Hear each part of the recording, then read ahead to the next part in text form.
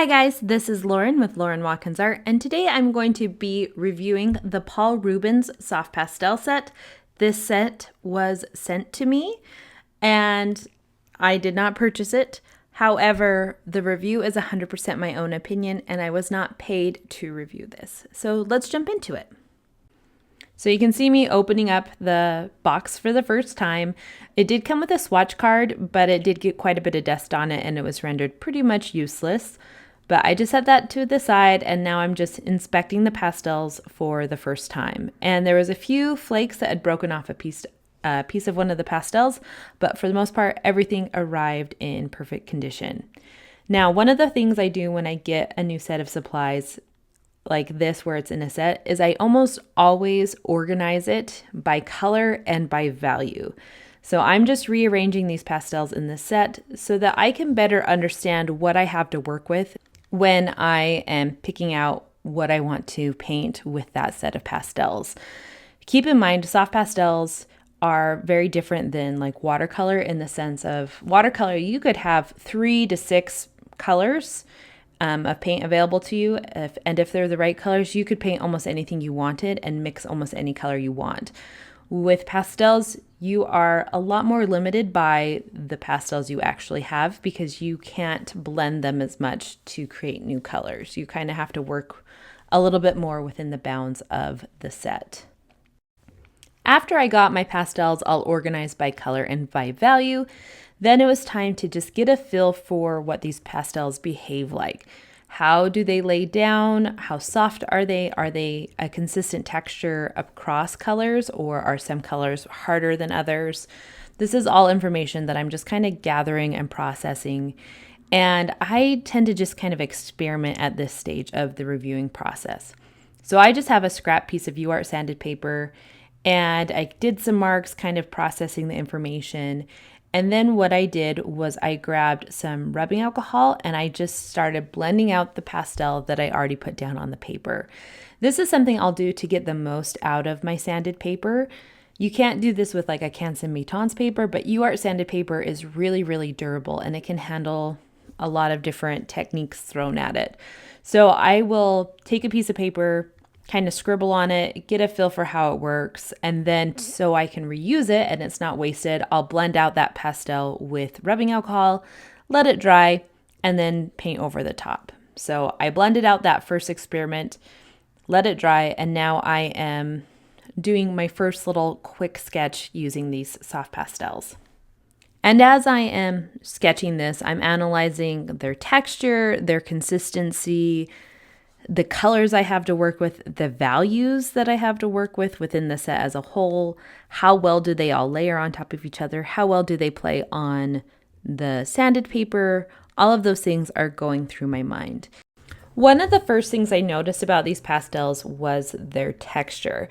They do feel like a true handmade soft pastel. I've used some pastels in the past where they said they're handmade and I question that because they are quite firm. But these have a nice soft texture. They don't have that manufacturing sheen that some of them can get.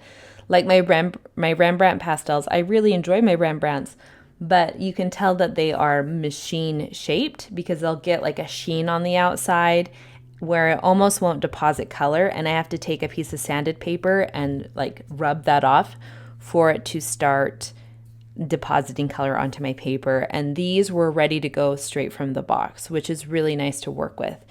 They were also consistent across colors.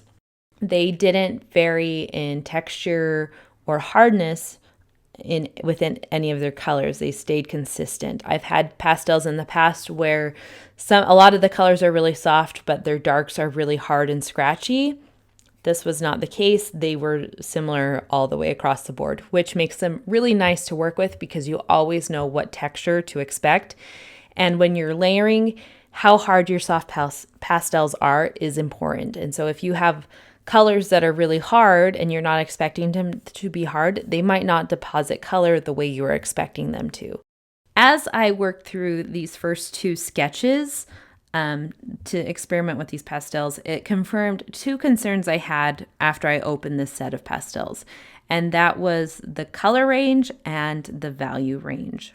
So let's talk about the color range first. I noticed there were some limitations within the color range. It didn't really have a really dark purple to work with. There's just a pale lavender color and then there's red violet, but there's no like true purple in this set.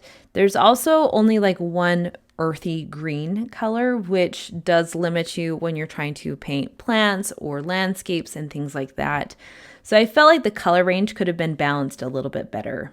The value range is where the shortcomings of this set really become apparent, because with each color you choose, you kind of want to have at least 4 values with it: a light medium, the true chroma, and then a shadow version or a darker version of it. And this doesn't really have that. There's only like a couple darks, a couple lights to choose from, and then a lot of the midtones are almost the same value. Like that top row, if you had it in black and white, you wouldn't be able to tell the difference hardly at all between value of those colors. When I was looking at this and kind of judging how the supplies were and if they were worth your money, I just kept thinking, man, these aren't up to the quality that I have had experiences with Paul Rubens art supplies in the past. And I did some more investigation and I realized that this is actually their student line. So what I said before about their color and their value range still is true, but when it's a student supply, you kind of grade it at a different level and expectation than what you grade professional art supplies on. So I'm going to be grading these and reviewing them from the perspective of a student or beginner soft pastel artist. So first thing, they are a fantastic texture. I already talked about that earlier.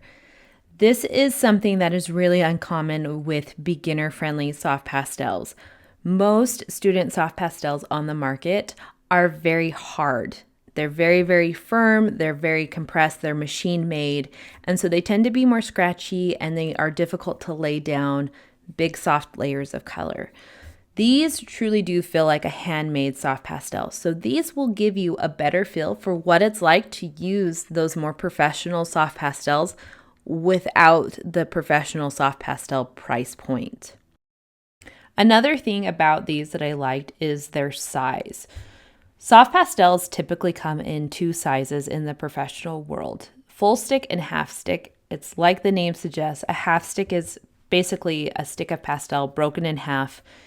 And the benefit of that is that you can buy a color without committing to a full stick of it, and you don't have to spend as much money. So if you are a new artist and you're just building up your collection, being able to use half sticks or purchase half sticks will save you money and allow you to buy more colors more easily. And as I talked about earlier with pastels, you tend to need more colors when you're getting started as a soft pastel artist than what you need with watercolor.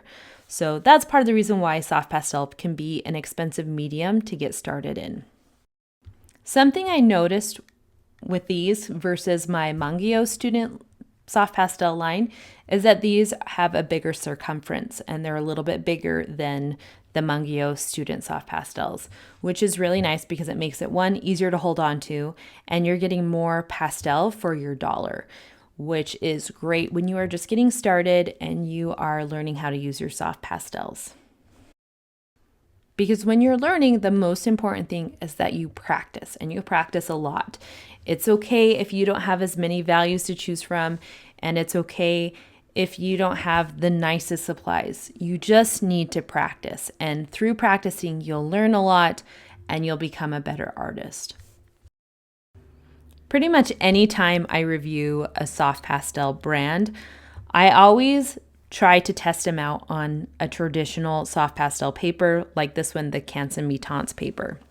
And that's because I want to see how these pastels work on different surfaces. Sanded paper tends to be a lot more forgiving and it lets you do a lot more layering and color mixing directly on the paper.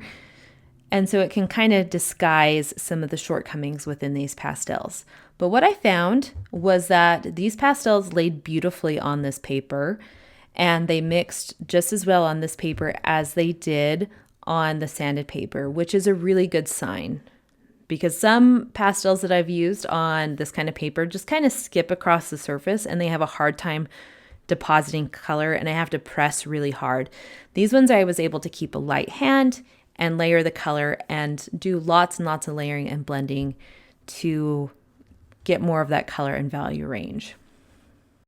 Something that I don't feel like is talked enough about when you are beginning your soft pastel journey is the need to have pastels that vary in how firm or soft they are.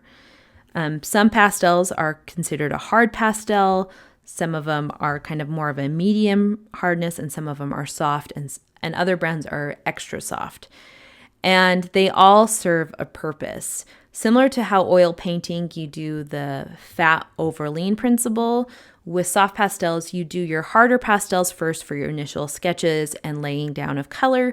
And then as you go along and the tooth of your paper fills in, you tend to use softer and softer pastels.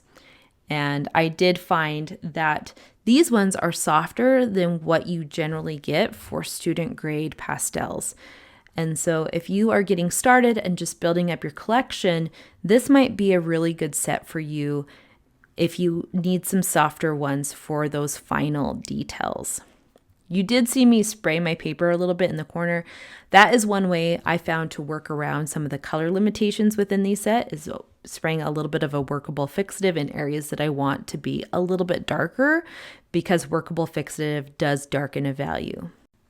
And here are the final pieces that I created using this pastel palette. And the desert landscape is going to be in an upcoming tutorial.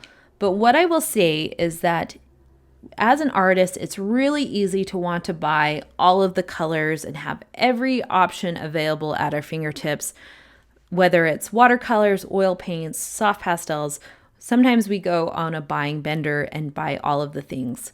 But oftentimes working with a limited palette pushes our creativity. So I didn't have as many values to work with, and I didn't have as many colors to work with as I normally do. But that made me use colors way differently than I normally would. And I think it pushed my creativity and in the end made me a better artist. So use what you can afford and have fun creating. And I'll see you guys next time.